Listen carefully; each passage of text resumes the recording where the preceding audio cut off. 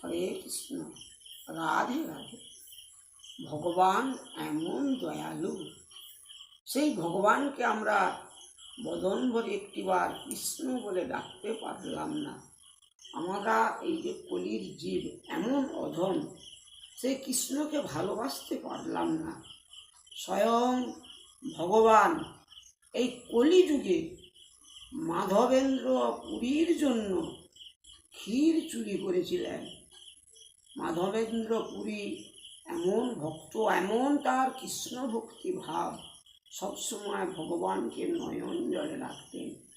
একদিন স্বয়ং মাধবেন্দ্র পুরী বৃন্দাবন থেকে নীলাচলের পথে আসতে আসতে ওই রেমুনাতে দেখলেন যে গোপালের সেবা হচ্ছে। উনি দাঁড়িয়ে পড়লেন, দেখলেন কি সুন্দর সেবা সাজিয়েছে। মনে মনে ভাবছে, এইভাবে যদি আমি আমার বৃন্দাবনের গোপালকে সেবা দিই। ওইটুকু মনে মনেই যা ভেবেছে, পাশে একটি হাটে শুয়ে আছে।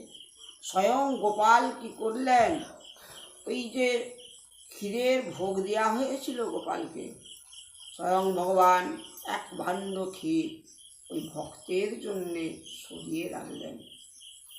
সেই রাত্রে যিনি সেবক তেনাকে স্বপ্ন দিলেন, যাও, আমার এক ভক্ত, তার নাম মাধবেন্দ্র পুরী, ওই হাটে শয়ন অবস্থায় আছে, তার জন্যে এক ভাণ্ড আমি ক্ষীর সরিয়ে রেখেছি আমার উড়নার সাইডে, ওইটি নিয়ে তুমি তাড়াতাড়ি সেই মাধবকে দিয়ে এসো।